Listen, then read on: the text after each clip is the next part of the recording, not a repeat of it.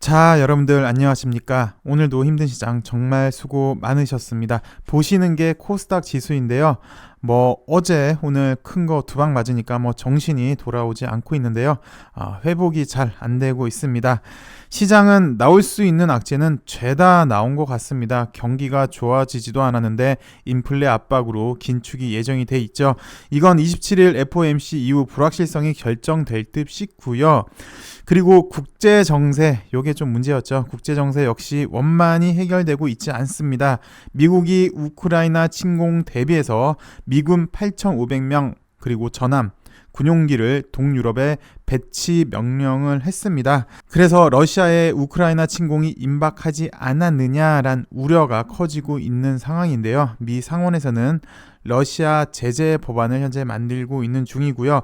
그나마 좀 다행인 것은 수요일 내 프랑스 마크롱 대통령 그리고 푸틴이 전화회담할 것이다 라는 보도가 있으면서 긴장 완화가 좀 되지 않겠느냐, 이 전화통화로 긴장 완화가 좀 되지 않겠느냐라는 기대감이 있어요.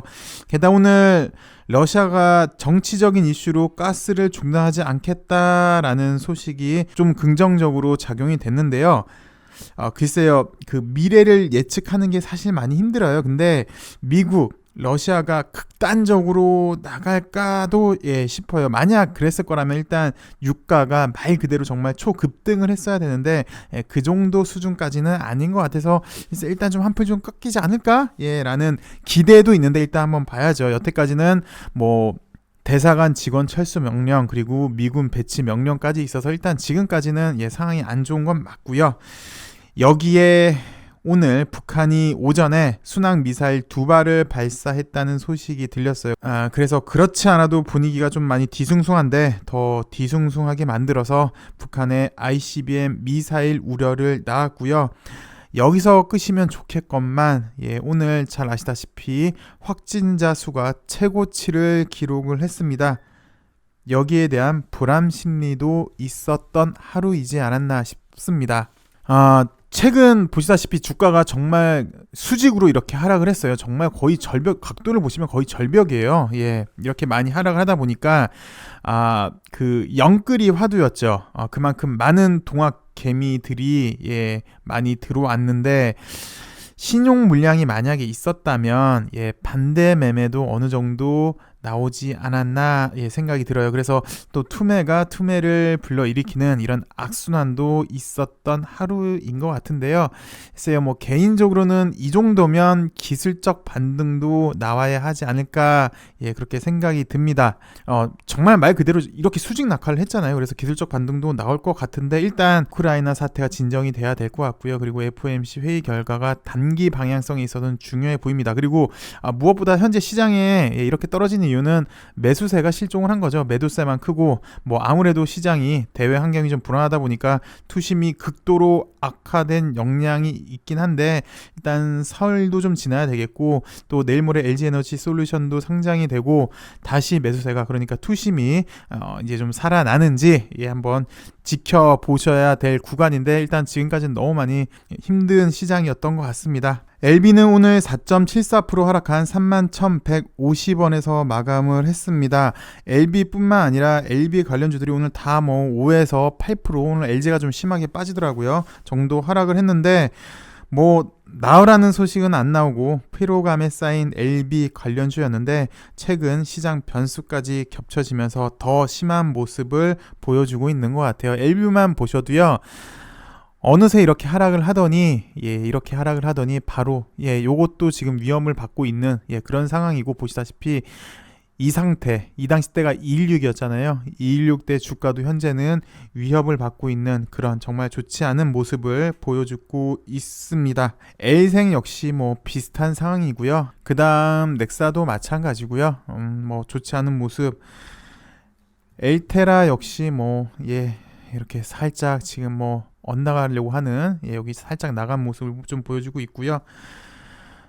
LG도 오늘 그렇게 좋은 모습은 아니었습니다. 보시다시피 요거를 살짝 이탈한 모습을 보여주어서 정말 지금 현재 LB 관련주들도 정말 좋지 않은 최악의 구간을 현재 지나고 있는 것 같습니다.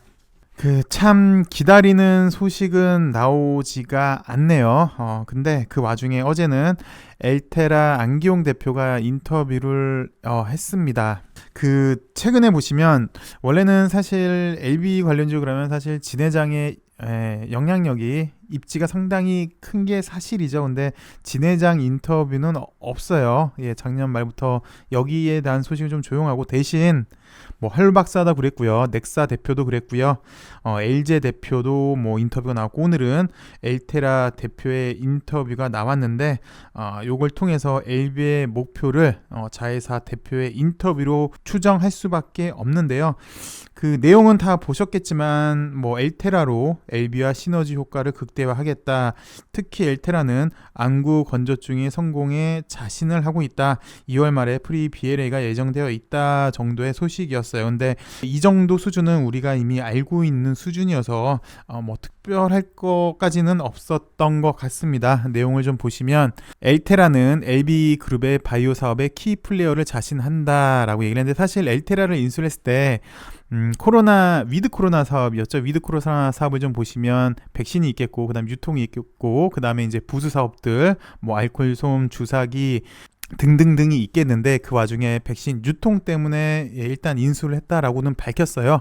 어찌되었건 엘테라 같은 경우는 리보세라님, 그다음에 교모세포종 ITI-1000, 그리고 카티 이 미국 자회사관 엘레바도 미국에 있고 이민용도 미국에 있고 그래서 미국 자회사 간 임상 파이프라인 협업이 예상이 된다고 했는데 엘테라 같은 경우는 리젠트리가 있고요. 그 다음에 오블라토가 있어서 얘네들 간에 여기 시너지가 가장 큰 목표다라고 안 대표는 얘기를 했고요.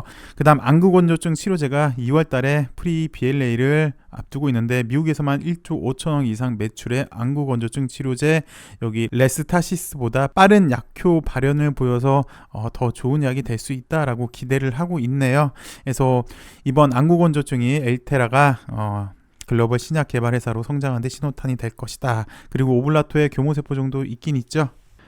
이렇게 단기적으로 엘테라가 좀 자부하고 있는 것들 그리고 좀 장기적인 것들을 알 수 있었는데 뭐 좀 하나 부족한 거는 같습니다.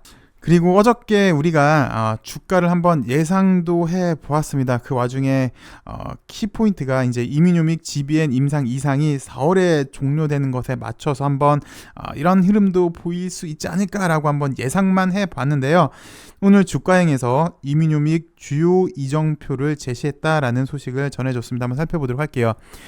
이민유믹이 주주를 위한 가치 창출 주요 이정표를 제시를 했다고 합니다. 다가오는 4월 임상 완료를 공식적으로 밝힌 LB그룹이 한 축인 이민유믹이 미 FDA로부터 GBM 혁신치료제 일단 첫 번째 우리가 알아야 될 게 혁신치료제 이것 또한 제가 세네 차례는 말씀을 드린 것 같아요. 혁신치료제 지정 세네 차례 이상이겠는데요. 한 10번 넘게 얘기를 드린 것 같습니다. 혁신치료제 지정 이민유믹이요.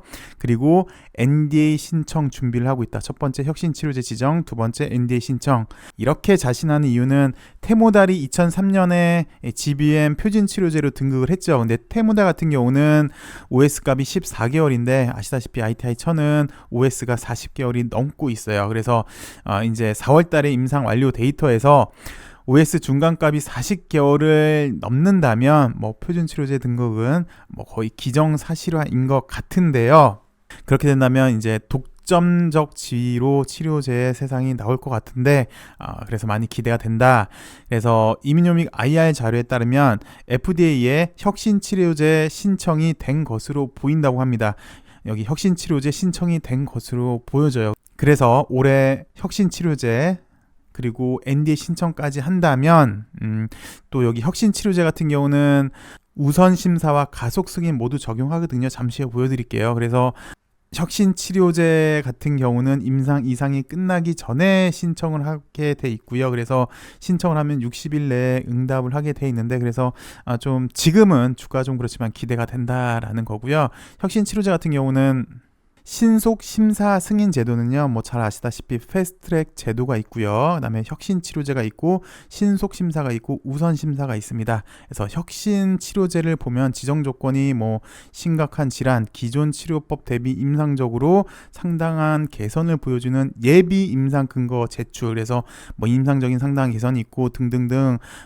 뭐 기존 대비 뭐 이렇게 좋을 때, 위약 대비 좋을 때, 기존 치료법 병용 시 뭐 좋을 때 등등등의 조건에 충족이 된다면 혁신 치료제로 지정을 할 수가 있는데, 혜택은 패스트트랙도 이용할 수 있고요. 그다음에 우선 심사, 지정 검토. 우선 심사 같은 경우는 요렇게 해서 요렇게 걸리는 시간이 300일에서 180일, 4개월 정도 시간 단축이 되고 있고요. 가속 승인 같은 경우는 뭐 이렇게 되는데 이상 시험 후에 허가하는 제도. 그래서 이것도 좋은 거죠. 그러니까 보시면 혁신 치료제가 되면은 패스트트랙도 사용할 수 있고 가속 승인도 할 수 있고 우선 심사도 할 수 있으니까 훨씬 좋은 치료제겠죠. 예, 그래서 일단 기대는 됩니다. 이런 소식이 기대가 됩니다.